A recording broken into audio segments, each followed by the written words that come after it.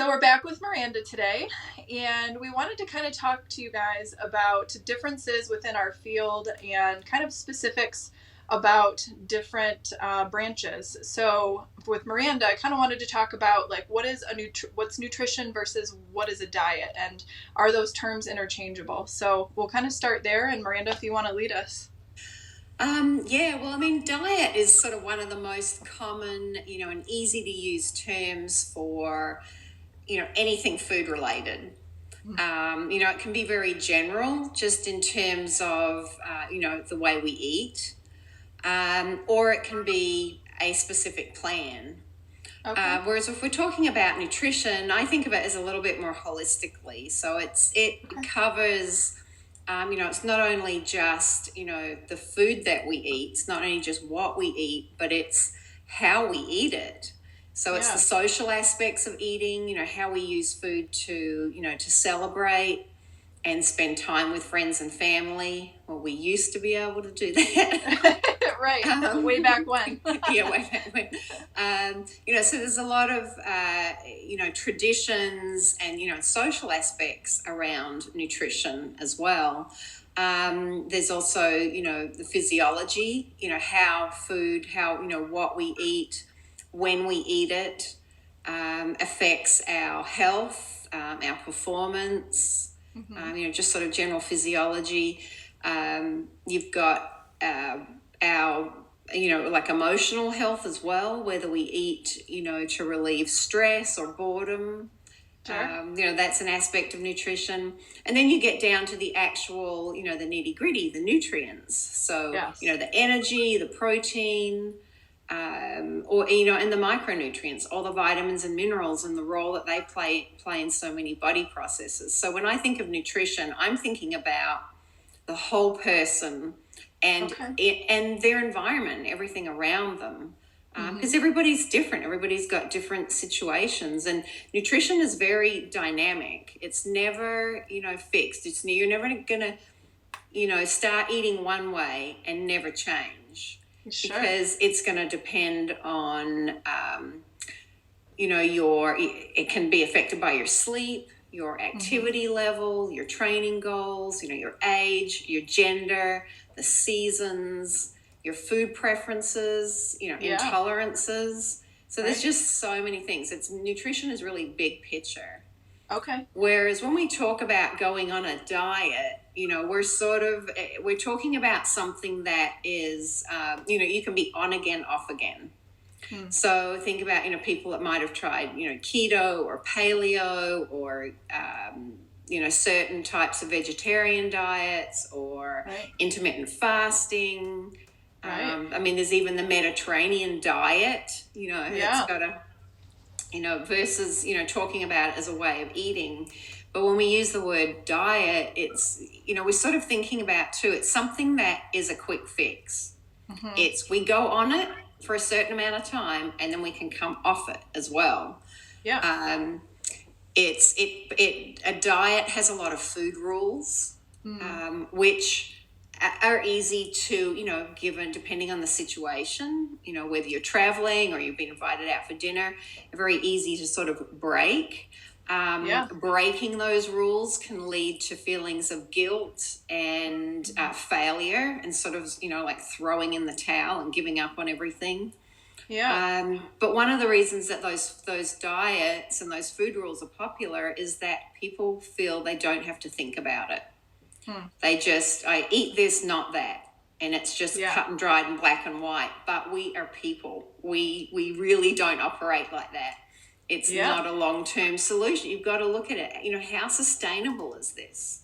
Because what happens when you get sick or the holidays come around or you go on a trip somewhere, if you can't sustain that with all those different things that life is going to throw at you, then it's a diet and it's not realistic. You might see a few results, and even the studies show this. So, any of these sort of things, restrictive diets like keto or something like that, people might see some initial quick results, But when we look at those studies, and there's actually not a lot of long-term keto studies at all, most of the information that's come out about that is very individual, more anecdotal than proper, randomized controlled trials where we can compare apples to apples. But if we look at somebody that, claims they've been following a keto diet for a year, and somebody that's been following just a general energy restriction, be it through reducing the amount of food that they eat as well as moving more, so creating that energy deficit, in the long term, the weight loss or weight maintenance is basically the same. There's very little difference. We're talking a few pounds, we're not talking massive amounts.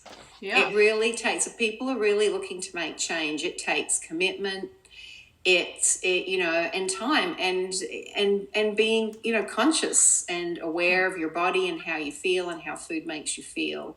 I say, it's like a part-time job that you have to do every day. Just like you hopefully brush your teeth at least once a day, if not twice. Hopefully you take a shower, or, even like your training schedule. It's something that you've got to put the time in to think about and do, and be conscious of it. So that's sort of how, I think of nutrition and approach nutrition. It's just not, diet is quick fix, lots of rules, easy to be broken. Nutrition is life.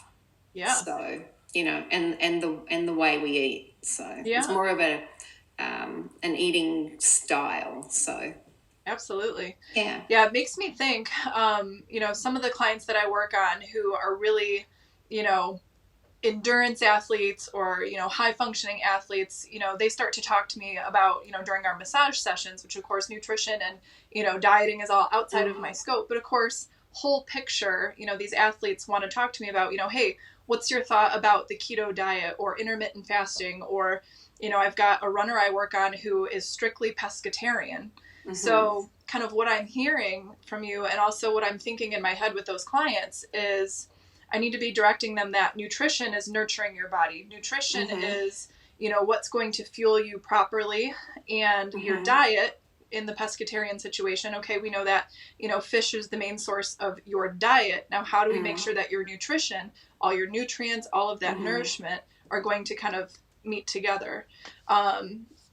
Somewhat, Yeah. And, especially with athletes, it depends on, the period, of training that you're in.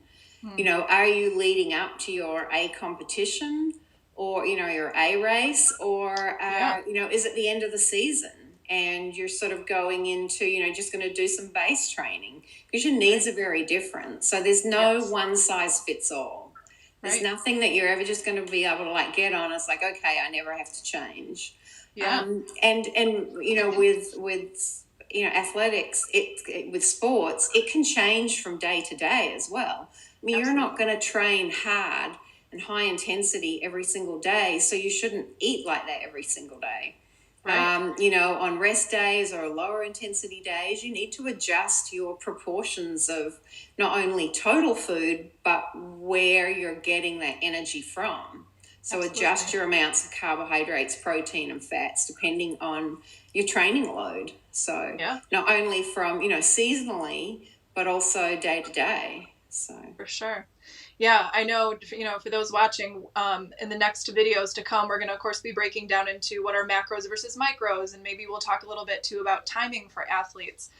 So just, again, for anybody watching, just know that those are all parts that make up nutrition, not necessarily a diet that you're on. So stay tuned for those videos as they kind of, come, in these coming weeks, for sure. But I definitely look forward to touching back on timing as well for that. So that'll be great. Awesome. Okay.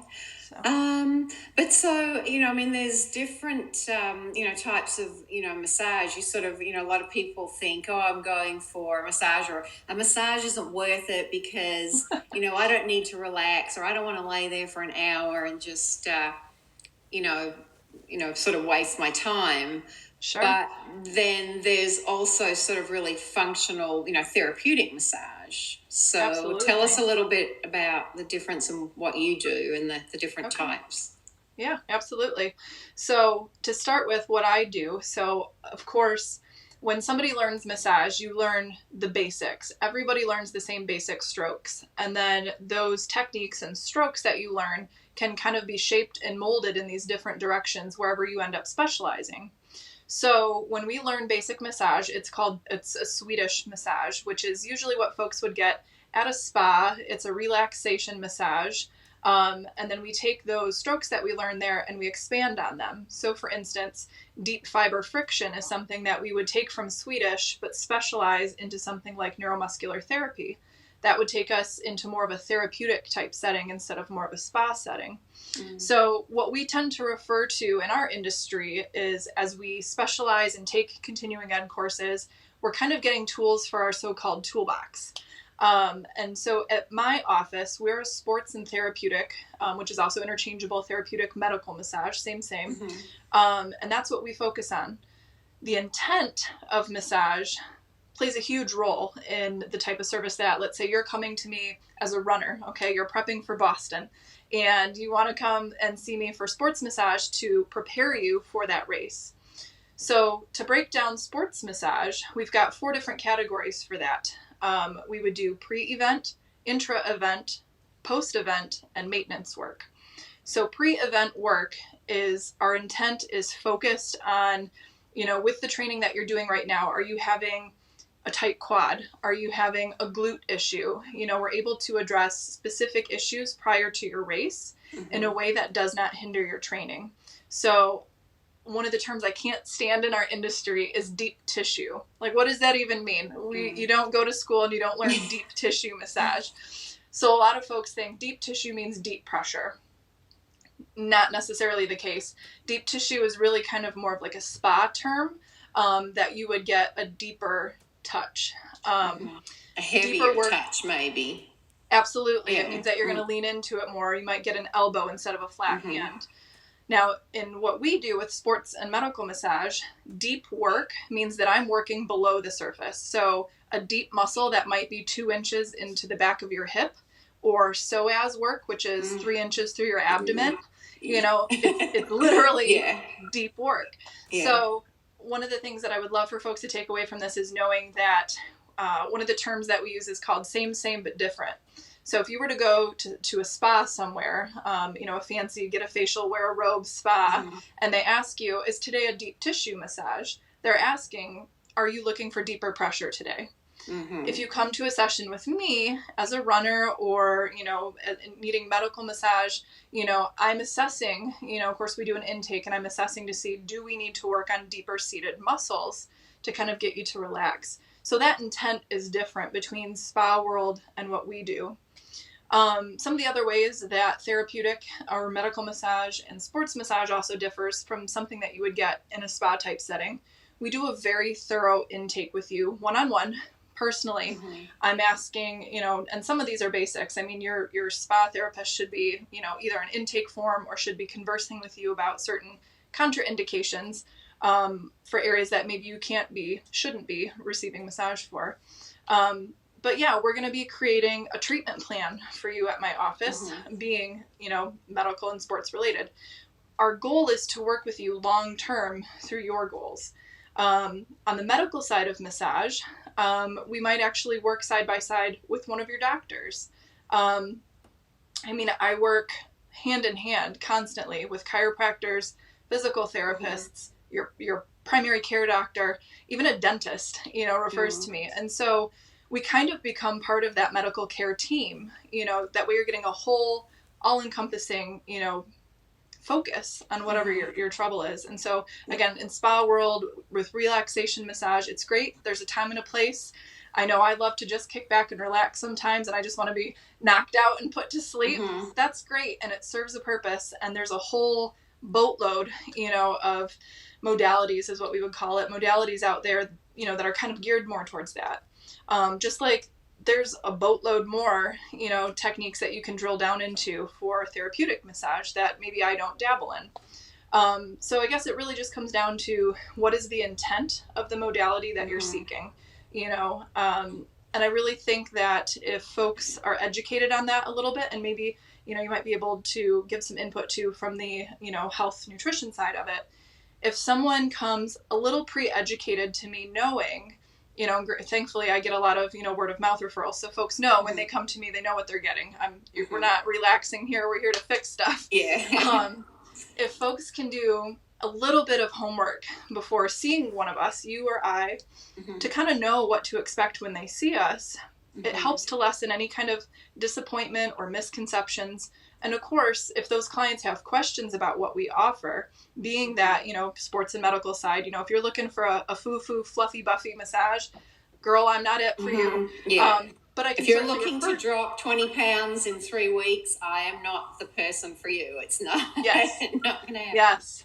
No, absolutely. And so I hope that kind of answers the question. I got off there a little bit, but, knowing that the intent is different, that there's a time and a place for all different types of massage, but really just being comfortable asking practitioners like yourself and myself, what do you offer? What do you specialize in? I think would be great for our clients to know. Yeah. And, sort of coming with, a specific, more specific goal in mind, or, specific questions, and some realistic, and then working with us for some realistic expectations. I remember when I was coming to you, when I was, around the Boston marathons that I did, in the months leading up to it, we would work on, I ran 20 miles today and this is really tight. So, you'd work on something specific like that. I remember in the week before I left for Boston, it was a much lighter massage. We didn't want to stir up anything too much, to be floating around in the system when I needed to be, on the top of my game. And then, of course, coming back afterwards is like, what do you do to help those muscles in my body repair? That's a whole different approach. So unfortunately, I just didn't have you right there with me, but I know. Next time I'll be your personal massage therapist.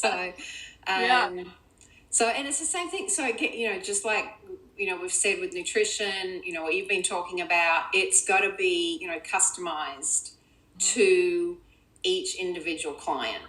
Depending on their goals, what's going on with their body and their health and their needs. So, Absolutely. Yeah, no, I completely agree with that.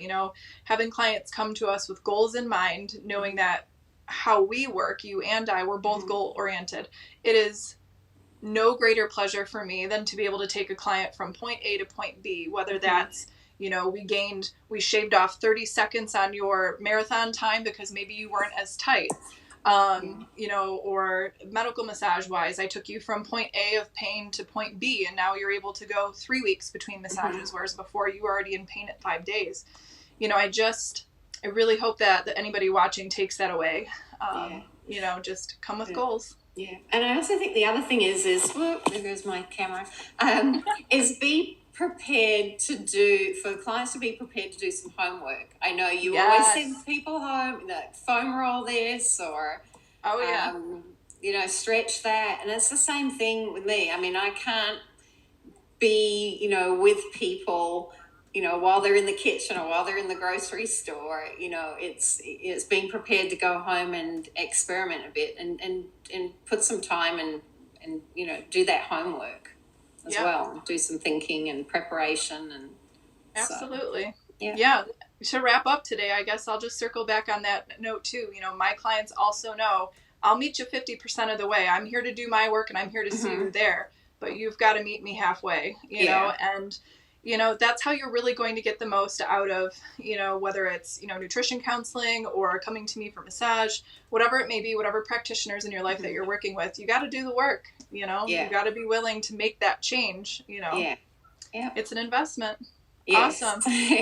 Okay. Good deal. Well, thanks again, Miranda, for meeting with me today. More videos to come. And I hope you're enjoying your time. Yeah. So great. Good to see you again, and get out there and hopefully enjoy some sun today. Absolutely. Awesome. Okay. Well, we'll talk to you soon. Talk to you soon. Bye, Jessie. Bye-bye. Bye.